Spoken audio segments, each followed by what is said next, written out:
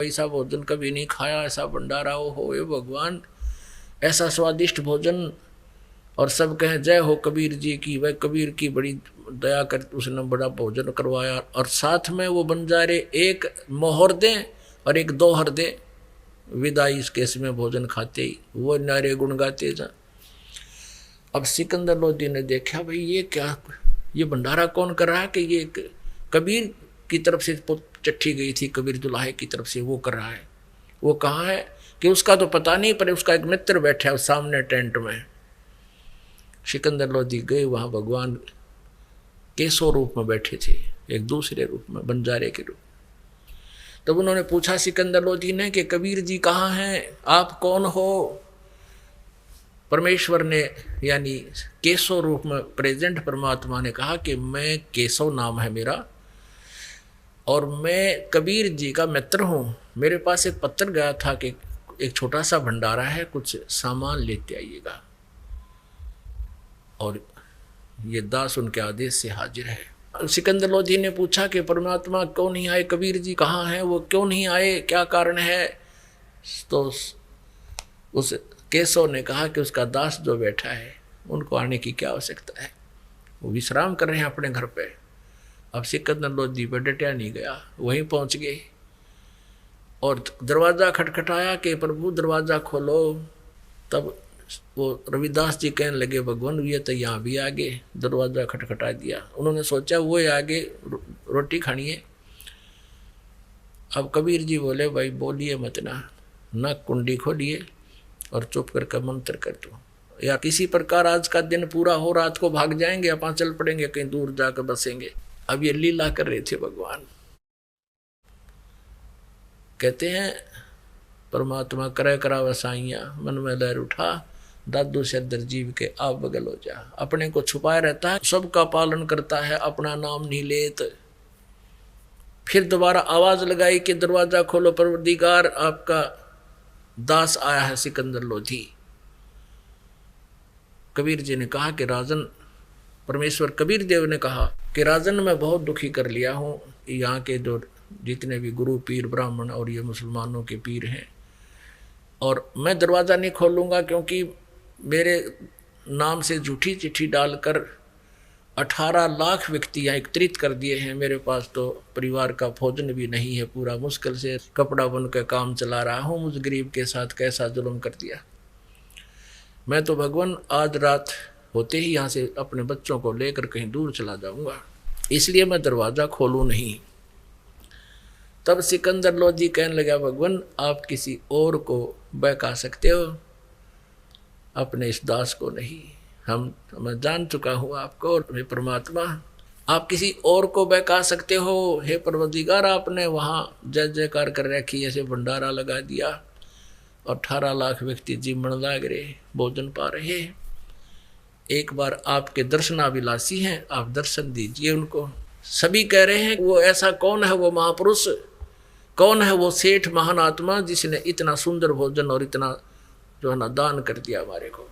तब कबीर जी ने दरवाज़ा खुलवाया। सिकंदर लोधी ने दंडवत प्रणाम किया मुकुट समेत चरणों में और कहा प्रभु एक बार इस हाथी पर बैठकर चलो, दुनिया देखती चला मेरे भगवान को। क्योंकि सिकंदर लोधी हाथी पर विराजमान था। नीचे उतरा, हाथी पर परमात्मा को बैठाया, रविदास जी को बैठाया और स्वयं भी बैठ गया। कबीर जी पर चौवर करने लगा।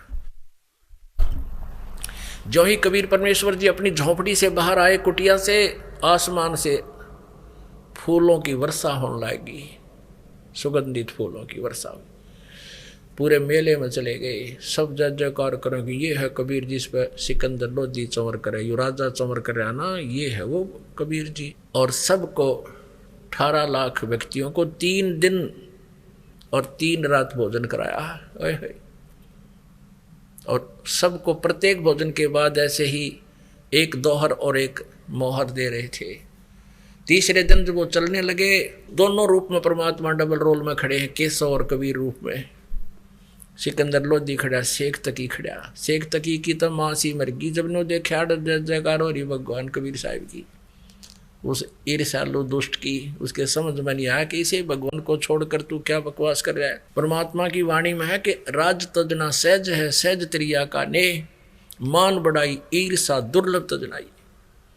इंसान जब मान बढ़ाई और ईर्षा छोड़ दे तो ये देवता बन जाए और भगवान पा सकता है, लेकिन वो छूटती नहीं। इसी रोग से ग्रस्त था शेख तकी, सिकंदर लोधी का धार्मिक गुरु। अब तीसरे दिन समापन हुआ। जितने भी सतलोक से आए हुए वो आत्माएं थी, पुण्यात्मा हंस आए हुए थे, उन्होंने बंजारे रूप में सारा सामान टेंट इकट्ठा किया और बैलों पर रखा और चलते बने। केशव वहीं खड़ा है और जब गंगा के अंदर से निकल कर जाना था सभी ने, और गंगा बहुत तेजी से बह रही थी। अब उन सभी ने गंगा से पार होना था तो गंगा का पानी एक एक फुट रह गया नीचे एकदम। जैसे श्री कृष्ण जी को लेकर के चले थे वासुदेव, उस समय जमुना नीचे उतर गई थी, तो वह गंगा काशी के साथ से बहती है, काशी के पास एकदम एक एक फुट रह गई और सारे बंजारे और बैल पार हो गए।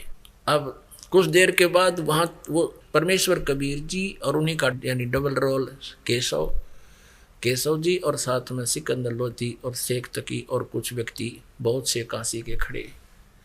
तब सिकंदर लोधी ने कहा कि हे केशव जी, हे बंजारा, आपके बैल चले गए, आप जाओ, दूर चले जाएंगे, फिर आप उनके साथ पहुंच नहीं पाओगे। उसी समय क्या देखा कि इधर देखा है कि कहाँ वो बैल, ये 9 लाख बैल और उनके साथ लाखों की संख्या में वो बंजारे, और वो गंगा पार करके जब देखा एक भी ना दिखा, कोई भी विजिबल नहीं था। तब सिकंदर लोधी ने कहा कि वो कहाँ गए सारे। अब परमेश्वर कबीर जी ने कहा कि वो गए सतलोक में।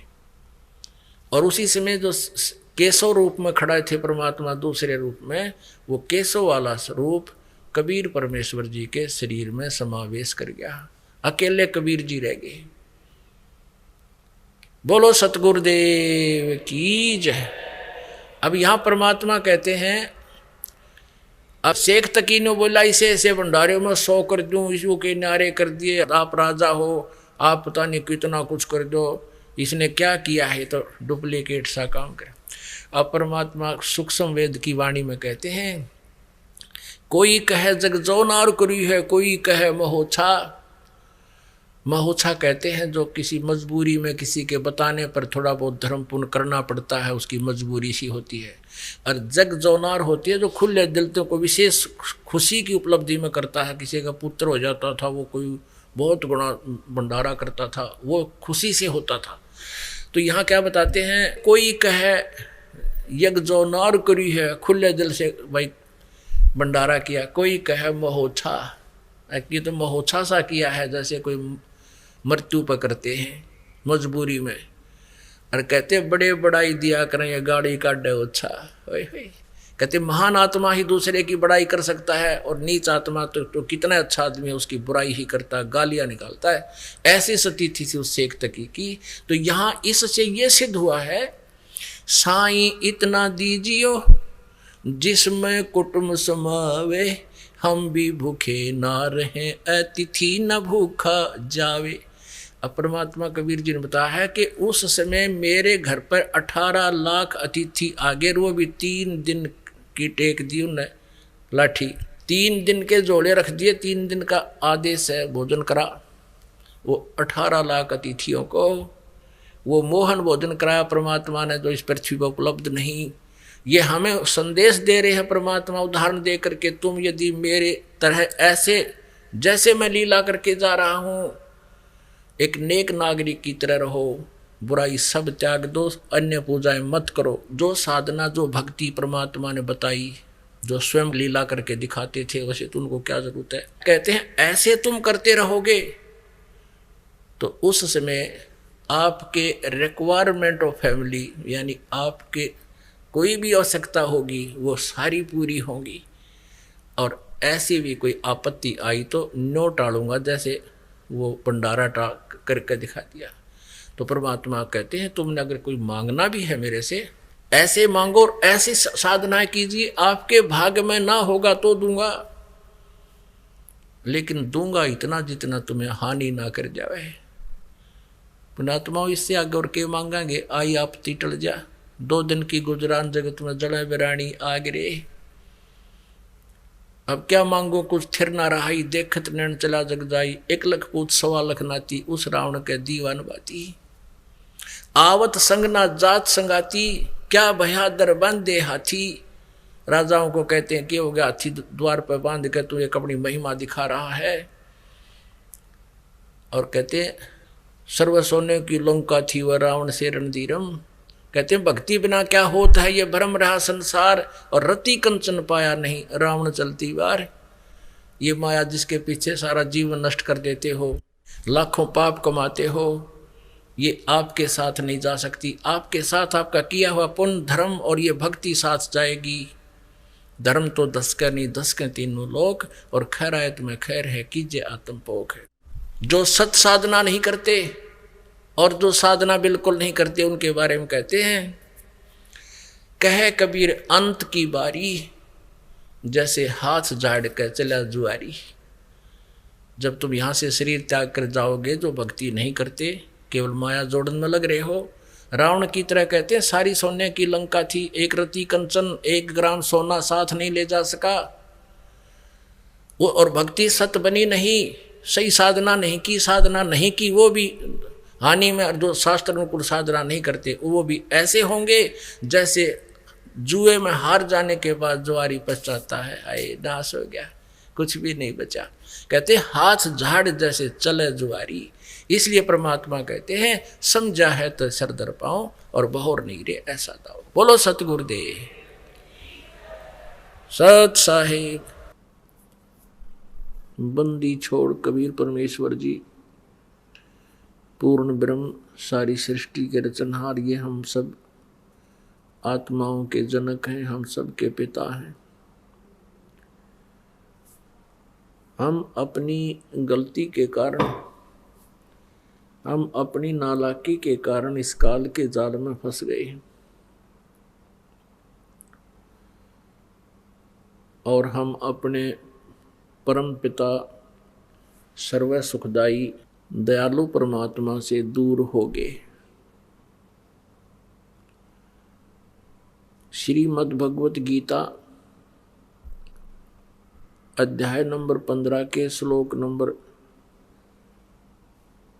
16 और 17 में 3 पुरुष की जानकारी है, 3 प्रभुओं की, जैसा आज सुबह के सत्संग में भी आप जी को सुनाया था ये सत्य ज्ञान। ये 3 पुरुष हैं, 3 परमात्मा हैं, 3 स्वामी हैं। पुरुष माने स्वामी, प्रभु, मालिक। श्रीमद् भगवत गीता जी अध्याय नंबर 15 के श्लोक नंबर 1 से लेकर 4 तक एक विवरण दिया हुआ है कि श्रीमद् भगवत गीता अध्याय नंबर 4 के श्लोक नंबर 34 में जिस तत्वदर्शी संत के पास जाकर तत्व ज्ञान पूछने को कहा गया है और वो तत्वदर्शी संत पर परमात्म तत्व की जानकारी देगा, तत्व ज्ञान सुनाओगा, तो उसकी पहचान बताई है 15वें अध्याय के 1 से लेकर 4 में। और उस परमात्मा की जानकारी भी इन 15वें अध्याय में दी है। गीता अध्याय 15 श्लोक 1 से 4 में स्पष्ट किया है कि ऊपर को जड़ मूल, ऊर्ध्व मूलम अधः शाखम। ऊपर को जड़ वाला, नीचे को तीनों गुण रूपी शाखा वाला, ये संसार रूपी पीपल का वृक्ष कहा गया है, ऐसा जानो। और इसकी ये विभाग जो जानता है पत्तों सहित, छंदासी यस्य पर्णानि ये तम वेद स वेदवित, उस उल्टे लटके हुए संसार रूपी वृक्ष की मूल से लेकर शाखाओं और तने, तना, डार और पत्तों तक की जानकारी जो रखता है, जो संत जानता है, स वेदवित, वह तत्वदर्शी संत है। तो परमेश्वर कबीर देव जी स्वयं ही तत्वदर्शी संत की भूमिका करने के लिए वो परमेश्वर स्वयं चल कर आते हैं। ऋग्वेद मंडल नंबर 9 सूक्त नंबर 86 मंत्र 26-27 में, ऋग्वेद मंडल नंबर 9 सूक्त नंबर 82 मंत्र 1, 2, 3 में, ऋग्वेद मंडल नंबर 9 सूक्त 96 मंत्र 16 से लेकर 20-21 तक, ऋग्वेद मंडल नंबर 9 सूक्त नंबर 20 मंत्र 1 में, ऋग्वेद मंडल नंबर 9 सूक्त नंबर 1 मंत्र 8-9 में स्पष्ट प्रमाण है कि वो कबीर देव नाम का परमात्मा, कबीर देव का हम उसको कबीर साहब कहते हैं, वो ऊपर तीसरे मुक्ति धाम में रहता है, वहाँ विराजमान है। और वहाँ से वो गति करके चल के आते हैं अपने रूप को सरल करके, क्योंकि सतलोक में उस अमर धाम में, सनातन परम धाम में वो परमात्मा बहुत तेजों में शरीर युक्त है। उनके एक रोमकूप की रोशनी, एक रोमकूप का प्रकाश करोड़ सूर्य मिला दे और इतने ही चंद्रमा, दोनों की मिली जुली रोशनी भी परमात्मा के, परमेश्वर के एक रोमकूप के समान नहीं है। इतना तेजों में शरीर है उस भगवान का। यदि वो परमेश्वर अपने एज इट इज बॉडी में यहाँ आ जाएं, उस जो के तो शरीर प्रकाश युक्त शरीर से यहाँ प्रकट हो जाएं, तो हम उनको देख नहीं सकते। सबकी आंखें बंद हो जा, चरम दृष्टि उनको सहन नहीं कर सकती उस प्रकाश को। इसलिए वो परमेश्वर अपने रूप को हल्का करके, सरल करके यहाँ प्रकट होते हैं। अच्छी आत्मा को, पुण्य आत्मा को, जो दृढ़ भक्त होते हैं उनको मिलते हैं, फिर उनको तत्व ज्ञान से परिचित कराते हैं और फिर वो परमात्मा सह शरीर आते हैं, सह शरीर चले जाते हैं। वो परमात्मा फिर अपने तत्व ज्ञान को, अपने उस यथार्थ ज्ञान को अपने मुख कमल से बोलते हैं। इसलिए श्रीमद् भगवत गीता अध्याय नंबर 4 के श्लोक नंबर 32 में कहा है कि जो यज्ञों की जानकारी, यज्ञ माने धार्मिक अनुष्ठानों की जानकारी, गीता जी अध्याय नंबर 4 के श्लोक नंबर 25 से लेकर 31 तक कहा है। उसमें सभी साधक कोई कैसी साधना करता है, कोई हठ योग करता है, कोई स्वाध्याय करता है, कोई देवताओं की पूजा करता है, कोई प्राण अपान की क्रियाओं में ही लगा रहता है, कोई अहिंसावादी व्रतों को ही करता है। तो इस प्रकार के चौथे अध्याय के 32वें श्लोक में कहा कि इस प्रकार के धार्मिक अनुष्ठानों की जानकारी विस्तार के साथ सच्चिदानंद घन ब्रह्म की वाणी में, जैसे आज सुबह दिन में भी बताया था, यही जानकारी दी थी आपको, क्योंकि ये अध्यात्म ज्ञान है और आप जिन कभी सुना नहीं, इसलिए बार बार आपको ये आवर्ती करके आपके कंठस्थ कराया जा रहा है।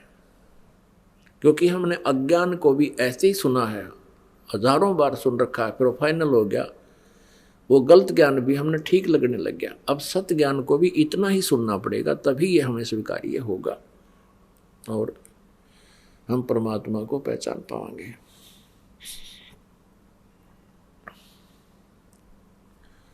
वो परमात्मा अपने अध्यात्म ज्ञान को स्वयं ही प्रदान करने के लिए आते हैं। तो सच्चिदानंद घन ब्रह्म की वाणी में इन्होंने यहाँ गलत अनुवाद कर दिया। चौथे अध्याय के 32वें श्लोक का इन्होंने ब्रह्मणे मुखे का अर्थ कर दिया वेद की वाणी। ये गलत है, क्योंकि गीता जी अध्याय नंबर 17 के श्लोक नंबर 23 में ब्रह्मणे का अर्थ इन्होंने ही अनुवाद किया है सच्चिदानंद घन ब्रह्म। बिल्कुल सही है। और ब्रह्मण्य का अर्थ वेद नहीं हो सकता। ब्रह्म का अर्थ भी वेद करते हैं, ये गलत करते हैं, क्योंकि वेद तो भगवान का विधान है, संविधान है, उसकी जानकारी है, उसके बारे में महिमा लिखी है। और ब्रह्म भगवान को कहते हैं। ब्रह्म परमात्मा, ब्रह्म कहो, पुरुष कहो, गॉड कहो, अल्लाह कहो। लेकिन यहाँ सरपुरुष, अक्षर पुरुष, सरब्रह्म, अक्षर ब्रह्म, परम अक्षर ब्रह्म इसलिए कहना पड़ा क्योंकि ये अन्य भी अपने आप को यहाँ प्रभु बनाए बैठे हैं। तो यहाँ लिखा को सच्चिदानंद घन ब्रह्म की वाणी में विस्तार से कहे हैं यज्ञों की जानकारी, और उनको कर्म जान, वो कर्म करते हुए अपना दैनिक कार्य करते हुए उनकी उसका सिमरन अनुष्ठान यानी होता है, और उसको जानकर फिर सभी कर्मों से मुक्त हो जाता है।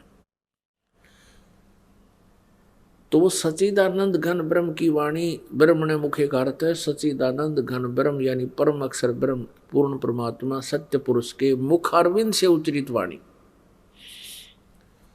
उसमें विस्तार से कहा, तो उस वाणी में परमेश्वर कबीर देव जी ने कहा है 15वें अध्याय का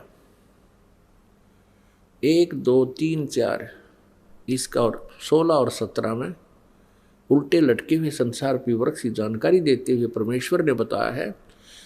अब गीता अध्याय नंबर 15 का श्लोक नंबर 1 में स्पष्ट किया है कि जो संत, जो व्यक्ति, जो कोई भी इस संसार रूपी वृक्ष के सभी विभागों को पत्तों सहित बता देगा, जड़ से लेकर टहनी तना सब कुछ बता देगा, वो तत्वदर्शी संत है, वो वेद के तात्पर्य को जानने वाला है। तो परमात्मा स्वयं ही तत्वदर्शी संत बनकर आते हैं, वो भूमिका भी वो स्वयं ही करते हैं। क्या बताया है मालिक ने? कबीर अक्षर पुरुष एक पेड़ है, निरंजन वा की डार, तीनों देवा शाखा है, भाई पातरो पसंसार। ये देखिएगा परमात्मा ने जो बताया है वो देखिएगा। संसार रूपी वृक्ष, श्रीमद् भगवद गीता अध्याय 15 के श्लोक नंबर 1 से लेकर 4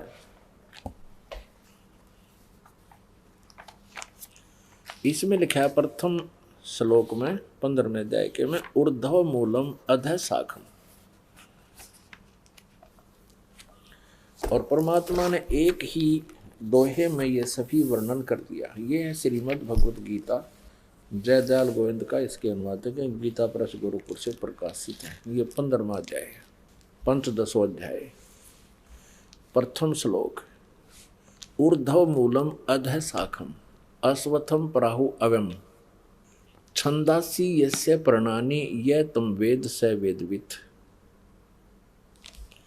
इन्होंने अनुवाद किया है आदि पुरुष परमेश्वर मूल वाले, यानी इस संसार रूपी वृक्ष की जड़ जो है ये तो है पूर्ण परमात्मा, आदि पुरुष परमेश्वर पूर्ण ब्रह्म मूल वाले, और अधः शाखम नीचे को शाखा वाले। इस संसार रूपी पीपल के वृक्ष को अविनाशी कहते हैं, यो अविनाशी रचना है उस मालिक की।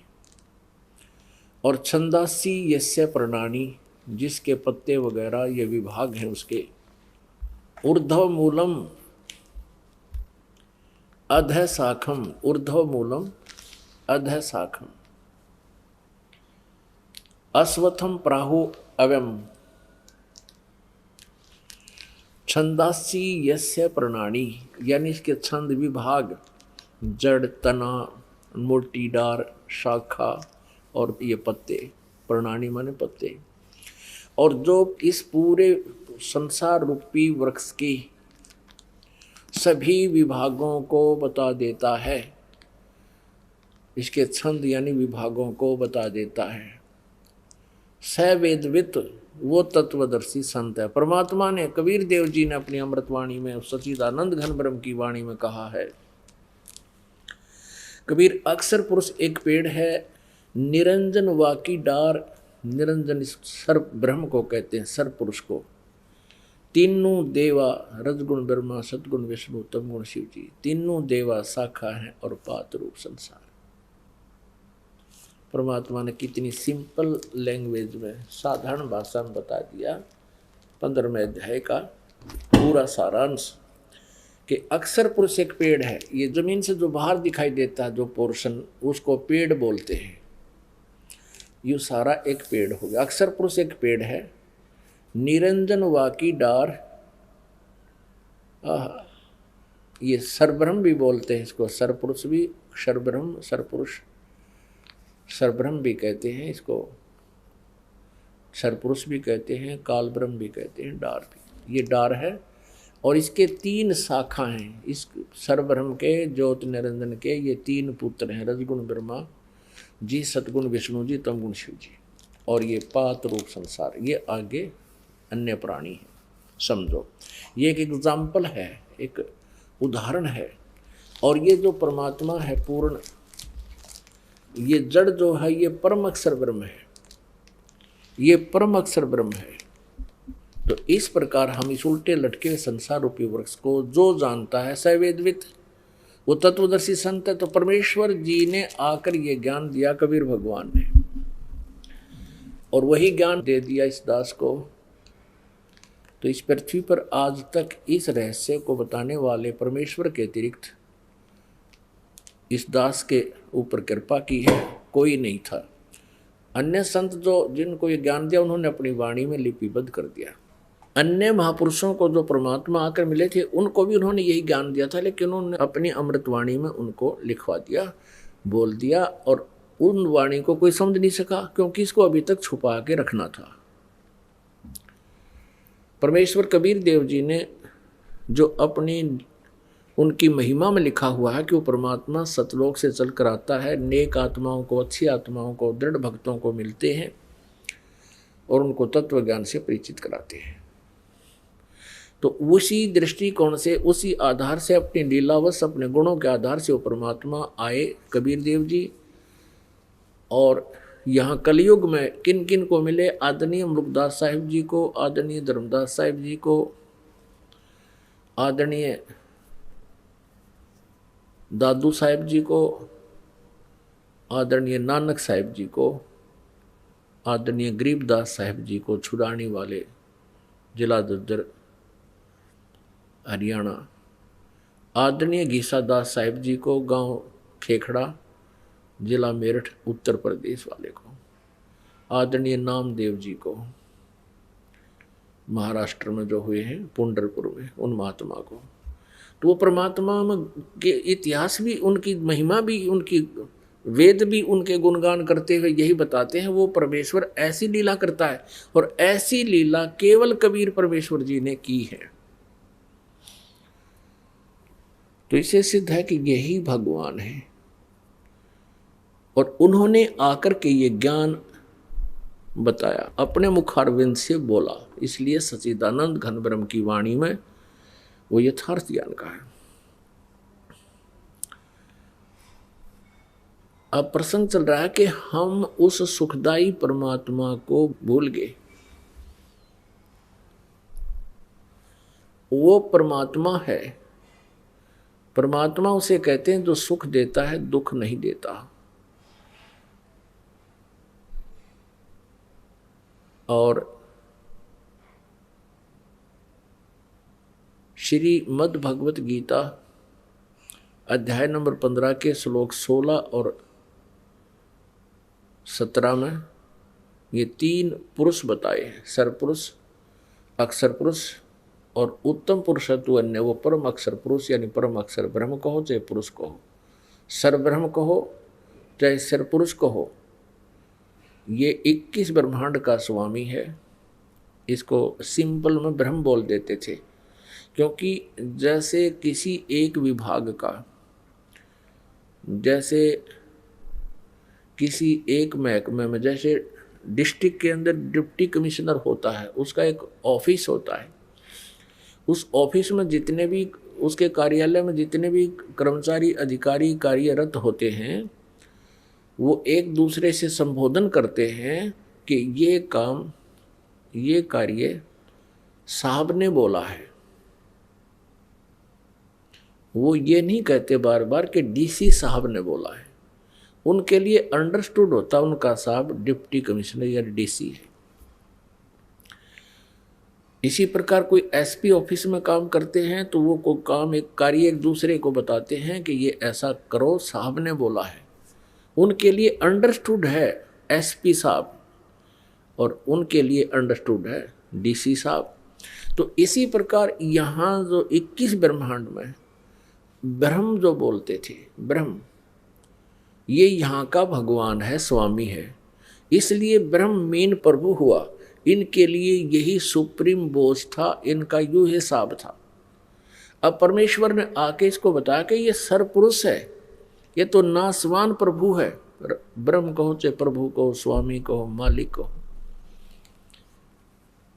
और फिर बताया कि एक अक्षर पुरुष है जिसको परब्रह्म बोलते हैं, वो 7 शंख ब्रह्मांड का स्वामी है, नील पद्म शंख। और फिर एक परम अक्षर ब्रह्म है, परम अक्षर पुरुष है जो असंग ब्रह्मांड का स्वामी है, कुल का मालिक है, सबका स्वामी है। इन सब के ऊपर ओवरऑल कंट्रोलर है ब्रह्म और परब्रह्म पर भी, शरपुरुष और अक्षर पुरुष पर भी वो परम अक्षर ब्रह्म, परम अक्षर पुरुष स्वामी है, सबका कंट्रोलर है। वो कुल का मालिक है, वो सबका रचनहार है, सबका वो जड़ रूपी परमात्मा, मूल रूपी भगवान, जिससे सबका धारण पोषण होता है, सबका पालन पोषण वही करता है, वो परमात्मा है। तो इस कारण से यहाँ ब्रह्म को ब्रह्म बोलने लगे। जैसे डीसी वाले, डीसी ऑफिस को वाले उसको साहब बोलते थे, बस अंडरस्टूड है उनका साहब। लेकिन ये सरपुरुष है, ये नासवान साहब है। और इससे जैसे डीसी से ऊपर कमिश्नर है, कमिश्नर से ऊपर कमिश्नर इन चीफ, उससे ऊपर मंत्री हैं, मंत्रियों से ऊपर मुख्यमंत्री है, मुख्यमंत्री से ऊपर प्रधानमंत्री या अन्य कैबिनेट मिनिस्टर होते हैं, वो भी साहब कहलाते हैं। तो इस प्रकार ब्रह्म जो प्रसिद्ध था, ये 21 ब्रह्मांड का स्वामी होने से केवल ब्रह्म कहकर छोड़ देते थे। और उन ऋषि महर्षि और आध्यात्मिक गुरुओं को आगे की जानकारी नहीं थी, इसलिए ब्रह्म को ये सुप्रीम पावर मानते रहे, यही मार खा गए। तो दयालु परमात्मा है वो कौन? वो परम अक्षर ब्रह्म। हम उस दयालु परमात्मा को छोड़कर इस काल के लोक में आ गए। श्रीमद् भगवत गीता, गीता अध्याय नंबर 4 के श्लोक नंबर 34 में जिस तत्वदर्शी संत की जानकारी दी है, उसको जानने के पश्चात परमेश्वर के उस परम पद की खोज करनी चाहिए, जहाँ जाने के बाद फिर लौटकर संसार में प्राणी कभी नहीं आते। और जिस परमेश्वर ने सारे ब्रह्मांडों की रचना की है, अर्थात जिससे संसार रूपी वृक्ष की प्रवृत्ति विस्तार को प्राप्त हुई है, भावार्थ है कि जिस परमेश्वर ने संसार रूपी वृक्ष की रचना की है, बनाया है, और उसी की पूजा करनी चाहिए, अन्य किसी की नहीं। ये गीता ज्ञानदाता स्वयं कह रहा है, जो गीता ज्ञानदाता से अन्य सुप्रीम पावर पूर्ण परमात्मा है। श्रीमद् भगवत गीता अध्याय नंबर 15 के श्लोक नंबर 16 और 17 में इन 3 पुरुषों की जानकारी है, सरपुरुष और अक्षर पुरुष। उत्तम पुरुष तो अन्य परमात्मा इति उदाहरते। सरपुरुष और अक्षर पुरुष ये दोनों नासवान है। इनके प्राणी भी, इनके जितने इनके अंतर्गत इनके ब्रह्मांडों में सभी, वो भी नासवान है। आत्मा किसी की नहीं मरती। फिर 17वें श्लोक में 15वें अध्याय गीता जी में कहा है कि उत्तम पुरुषत्व ने श्रेष्ठ परमात्मा तो इन दोनों से कोई और है, अन्य है, और वही वास्तव में परमात्मा कहलाता है। वही परमात्मा इति उदाहरते, उसको परमात्मा कहा जाता है। वास्तव में वो परमात्मा है। परमात्मा की परिभाषा क्या है? परमात्मा श्रेष्ठ आत्मा। अपनात्मा यहाँ के मालिक को परमात्मा कैसे कहें? इस ब्रह्मांड के अंदर जो जुल्म हो रहा है जीव के साथ, कोई कुत्ता बनाया है, कोई गधा बना है, कोई किसी योनि में कष्ट पा रहा है। मनुष्य है कोई सुखी नहीं, मनुष्य जीवन में कोई सुखी नहीं। किसी का हाथ कट गया, किसी कोई अंधा है, कोई लंगड़ा है, कोई लूला है। पहले तो ये मन एजेंट छोड़ दिया इसने इस आत्मा के ऊपर, एक मिसगाइडर छोड़ दिया, इसका गाइड बना दिया। लेकिन ये करता है मिसगाइड इसको अपने स्वार्थवश और जीव को यहाँ फंसाए रखने के लिए और परेशान करने के लिए। इसने मन के को अपना एजेंट छोड़ रखा, आत्मा के साथ जोड़ दिया। गधे और गाय को एक ही रस्से से बांध दिया टाइट। अब दोनों के स्वभाव में बहुत अंतर होता है, गाय और गधे के। आत्मा गाय है, मन गधा है। इसकी सारी उल्टी नेचर है, आत्मा की नेचर इसके विपरीत है। वो सीधा साधा अपने अच्छे काम करना चाहता है, परमात्मा भक्ति चाहता है। तो पहले तो ये मन सारी बकवाद करवाता है। देखो भोजन कितना सुंदर आहार है, खाना बनाओ, रोटी बनाओ, हलवा बना लो, पूरी बना ले, कचौरी बना ले, सब्जी, दही, बड़े, किशमिश, काजू, सेब, संतरे, कितने सुंदर आहार है। लेकिन इसने कर्म बिगड़वाने से मतलब है बीड़ी पी होगा। जब बस सीख लेंगे एक दूसरे ने, कितना आग लगी सारे का। बताया बीड़ी पीने की चीज है, हुक्का पीने की वस्तु है। और ये मांस खाते हैं, एक जीव को मार के, अंडे फोड़ के खाते हैं। अंडे का अंदर से निकला हुआ वो पदार्थ, उसको देख के भी उल्टी गिर जाए, ऐसा गंध है उसमें। और उसको मुंह का लाकर फोड़ के पी जाते हैं। और तेरा गजब है। तो ये मन सारे कुक्रम करवाता है, शुक्रम नहीं करवाता। और फिर जैसे कोई चोरी करता है, कोई डाके मारता है, कोई हत्याएं कर देता स्वार्थवश पैसे के लालच में, और फिर उसको भोगने पड़ते हैं। अब ये काल क्या कहता है कि मैंने तो एक न्यायाधीश बैठा रखे हैं और उसको आदेश दे दिया है कि जो जैसे कर्म करे वैसे फल दे दे। अब ये कर्म तो आप गलत करवा देता है और फिर सजा का पात्र प्राणी खुद होता है। तो जिस कारण से यहाँ कितना कष्ट हमारे ऊपर आया हुआ है। अभी बताया आपके, किसी की बेटी मर गई, किसी का बेटे की मृत्यु होगी, कोई स्वयं किसी बीमारी से ग्रस्त है, कोई किसी टेंशन से, या क्या बुरा हाल है प्राणी का। एक्सीडेंट के, दुर्घटना के अंदर पूरा परिवार का परिवार नष्ट हो जाता है, मृत्यु को प्राप्त हो जाता है। किसी को कैंसर है, कोई किसी रोग से ग्रस्त है, कोई किसी टेंशन से ग्रस्त है। इस स्थिति को देखकर क्या यहाँ के भगवान को, क्या यहाँ के मालिक को भगवान कह सकते हैं? क्या ये परमात्मा कहने योग्य है? कभी नहीं। ये परमात्मा नहीं है। परमात्मा का अर्थ है जो दुख ना दे, सुख ही सुख दे। इसलिए श्रीमद् भगवत गीता अध्याय नंबर 15 के श्लोक नंबर 16 और 17 में 3 प्रभुओं की पहचान बताई। 3 पुरुष, सरपुरुष और अक्षर पुरुष तो ये नासवान है, इनके अंतर्गत जितने प्राणी वो भी नासवान हैं, ये भी दुखी हैं। जन्म मृत्यु जहाँ वहाँ दुख ही दुख है। फिर 17वें श्लोक में कहा 15वें के में कि उत्तम पुरुषत्व अन्य, वो दयालु भगवान, वो श्रेष्ठ प्रभु। उत्तम पुरुष, उत्तम माने अच्छा, अच्छा भगवान। तो इसे सिद्ध है कि ऊपर वाले अच्छे नहीं है, इसलिए इसको पुरुषोत्तम कहा, उत्तम पुरुष कहा। और फिर कहा कि इसको परमात्मा कहा जाता है, इसको परमात्मा कहा जाता है।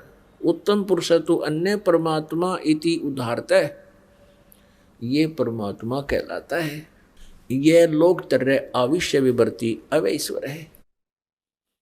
ये तीनों लोकों में प्रवेश करके सबका धारण पोषण करता है। ये है वास्तव में अविनाशी परमात्मा परमेश्वर। अब 15वें अध्याय के 16वें श्लोक में अक्षर पुरुष लिखा है। अक्षर पुरुष, अक्षर का अर्थ सर माने नासवान, सरपुरुष तो ये ब्रह्म है, किस ब्रह्मांड का स्वामी, जिसे ज्योति निरंजन काल भी कहते हैं। और अक्षर पुरुष का अर्थ होता है अविनाशी प्रभु। अक्षर का अर्थ अविनाशी होता है, लेकिन ये फिर नासवान भी कहे हैं। इनके और इनके अंतर्गत जितने प्राणी सबका सब नासवान है। अब जैसे और फिर कहा 15वें अध्याय के 17वें श्लोक में गीता जी में कि उत्तम पुरुषत्व ने परमात्मा इति उदाहरत, यह लोक त्रयमावि से विभर्ती अवय ईश्वर। अवय माने अविनाशी, जिसका नाश ना हो। वास्तव में वो तीसरे नंबर का जो परम अक्षर ब्रह्म है, परम अक्षर पुरुष है, वो है अविनाशी। अक्षर पुरुष भी अविनाशी कहा, लेकिन यहाँ डिफाइन किया है गीता ज्ञानदाता ने, क्योंकि ये गॉड गिवन स्पिरिचुअल नॉलेज है जो इस ब्रह्म को दिया था परमात्मा ने वेदों में। वेदों वाला ज्ञान इस काल ने ब्रह्म ने स्वयं बोलना पड़ा उस माल्य के आदेश से। तो इसमें कहा कि वो है अवय ईश्वर है। अवय माने अविनाशी। अब अक्षर का भी अर्थ अविनाशी होता है, लेकिन ये कैसे अविनाशी अक्षर पुरुष कह दिया, इसका यहाँ थोड़ा सा विस्तार से विवरण देना पड़ेगा। जैसे सरपुरुष यानी ब्रह्म, सरब्रह्म, इसकी आयु कितनी है। अब एक ब्रह्मा जी की आयु सबसे पहले कैलकुलेट करते हैं। 4 युगों की एक चतुर्युगी होती है, सतयुग, त्रेता, द्वापर और कलयुग। इसका कुल योग सभी वर्षों का 43,20,000 वर्ष होता है। इसको एक चतुर्युगी कहते हैं, चतुर्युग कहते हैं। ऐसे ऐसे 1000 चतुर्युग का ब्रह्मा जी का दिन इतनी ही रात्रि होती है।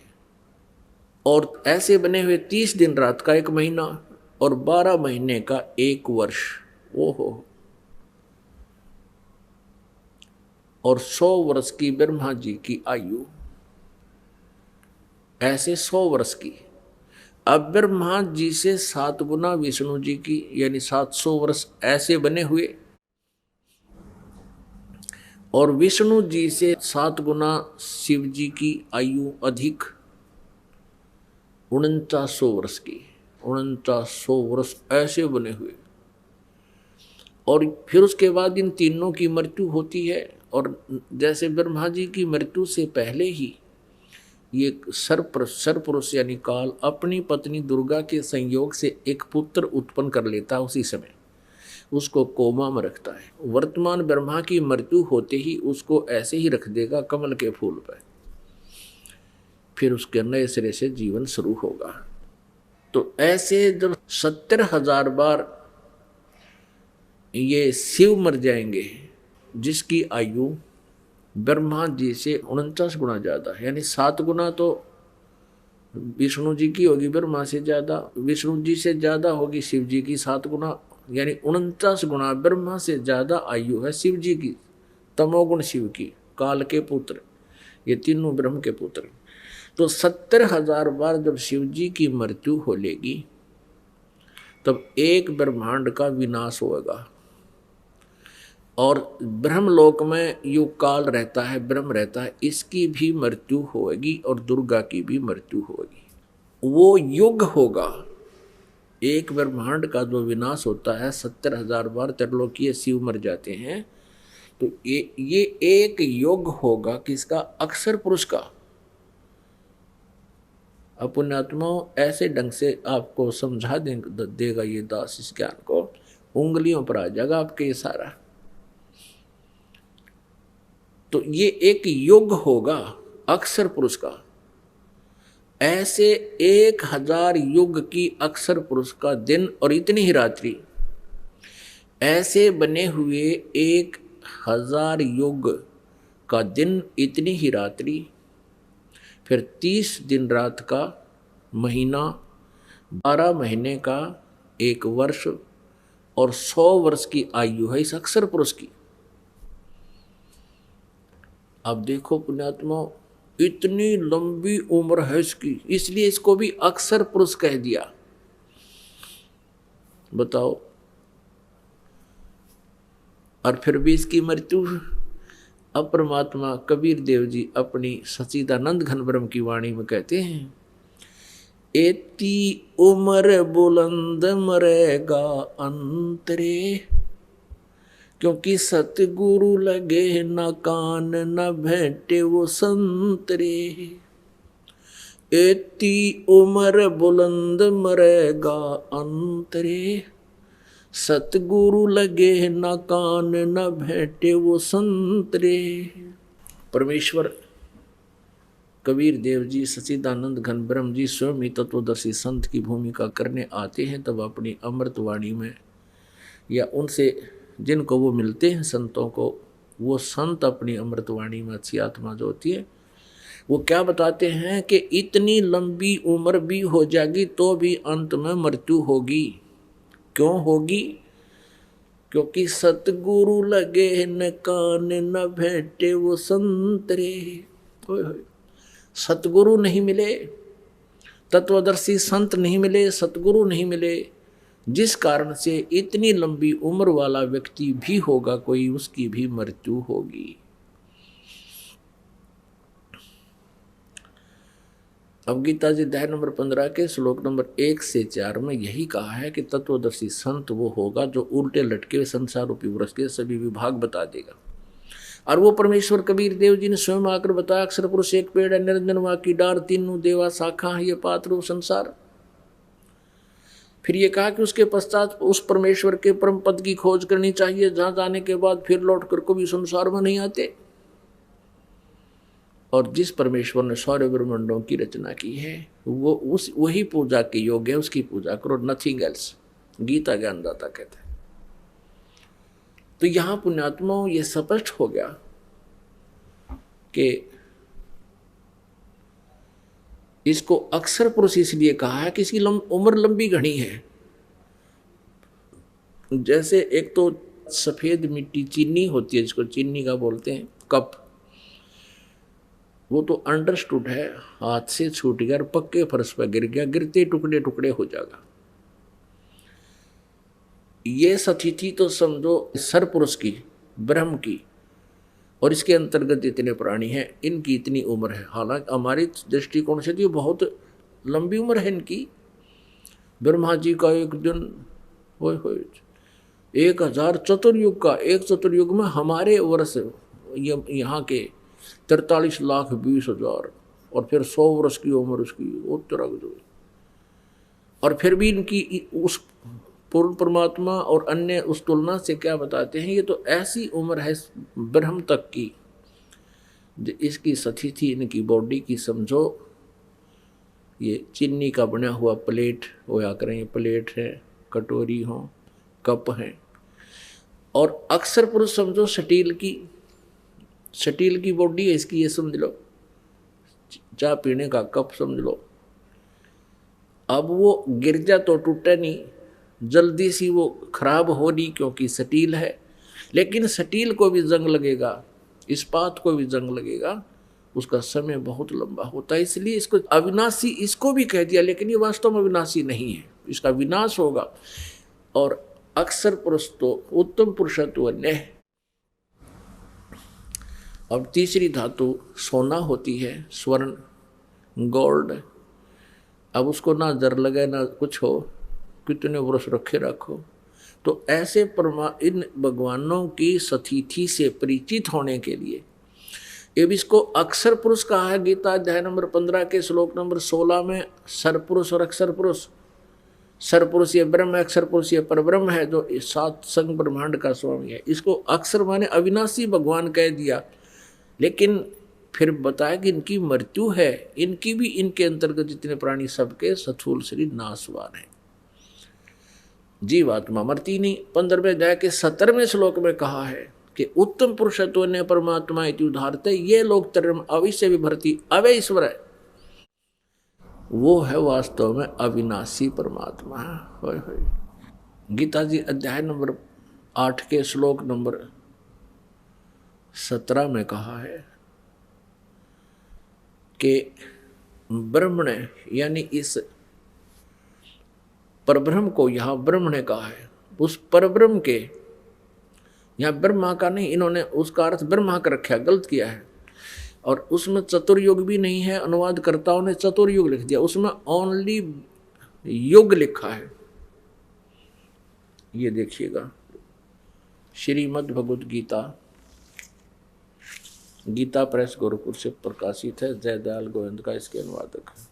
श्रीमद् भगवद गीता अध्याय 8 के श्लोक नंबर 17 को दिखाते हैं आपको। ये देखिएगा, अध्याय नंबर 8 और श्लोक नंबर 17, इसमें संस्कार देखो।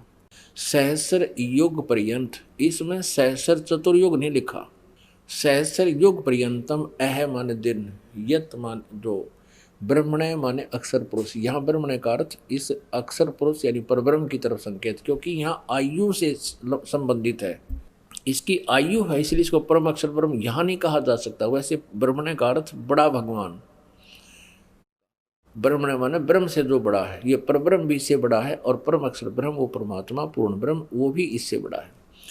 तो सहस्र योग पर्यंतम अह यत ब्रह्मण विदु, रात्रि सहस्र युग सहस्रांतम, इसमें चतुर्युग नहीं है।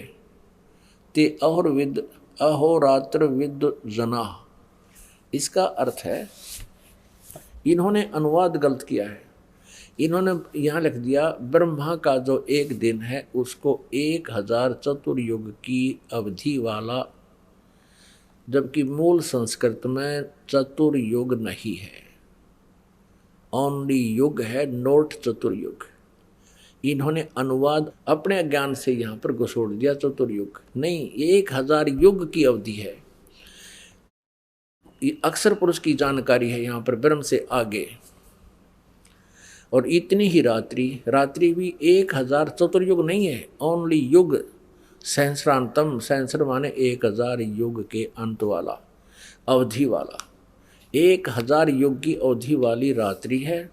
और जो व्यक्ति तत्व से जानता है वह योगी जन अहोरात्रविद, वो इसके सही भेद को जानता है, इस दिन रात को सही बता सकता है, जो तत्वदर्शी संत होगा।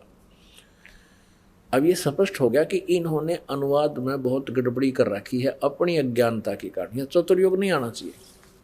अब प्रश्न चल रहा है कि हम दयालु परमात्मा ने छोड़ के इस काल के लोक में आगे यू दयालु नहीं है। ये तो श्रीमद् भगवद गीता अध्याय नंबर 21 में अर्जुन कह रहा है कि हे भगवान, आप तो इन ऋषियों को भी खा रहे हो, आप देवताओं को भी खा रहे हो, और ये ऋषियों के समुदाय झुंड के झुंड हाथ जोड़े खड़े हैं आपके आगे, आपकी स्तुति कर रहे हैं स्तोत्रों के माध्यम से, वेदों के स्तोत्रों से, और आप मंगल कामना करते हैं, बख्श दो बख्श दो, आप तो इनको भी खा रहे हो।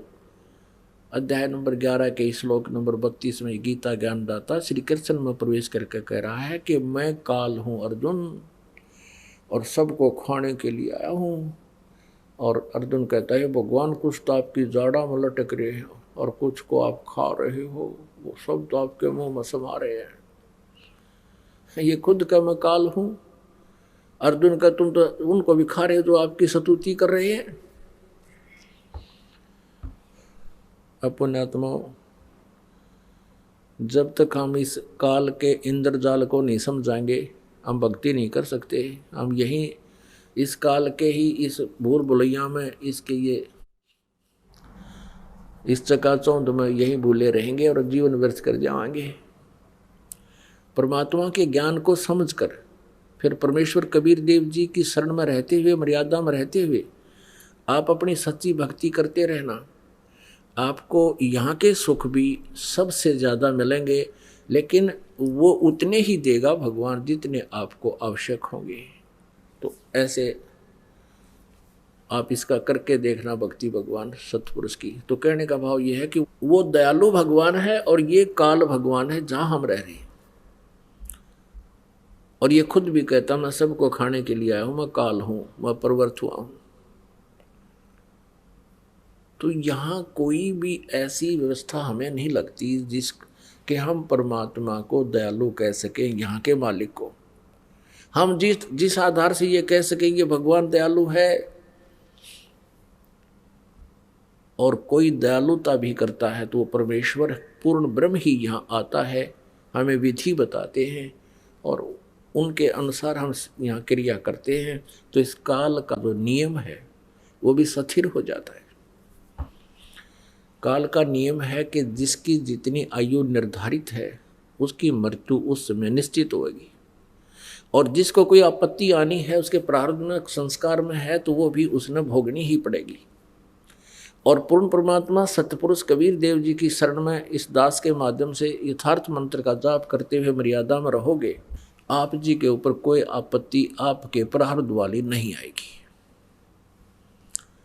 और आपकी मृत्यु होनी हो आपके संस्कार में, वह मृत्यु भी नहीं होगी। तो ये है दयालु परमात्मा पूर्ण ब्रह्म। इस काल के आपत्ति वाले जो इसके हथियार हैं, जो इसके नियम हैं, उनको भी स्टेबल कर देगा, स्थिर कर देगा, जाम कर देगा। अब यहाँ कुछ एक भक्त कहते हैं कि भगवान को दयालु कहते हैं, या बुरा हाल हाहाकार में चली है, दयालु कैसा हुआ? जिस लोक में ये कष्ट नहीं है वो परमात्मा वहाँ का मालिक है, और वहाँ जाने के बाद आपको कोई कष्ट नहीं होगा। जरा मरण मोक्षाय मम आश्रित यतंती, ये ब्रह्म तत्विदु अखिल अध्यात्म कृष्णम, सभी कर्मों को और सभी अध्यात्म को जो जानता है और तत्ब्रह्म को जो जान चुका है, वो जरा मरण मोक्षाय यतंती, वे जरा और मरण से छुटकारे के लिए ही प्रयत्न करते हैं।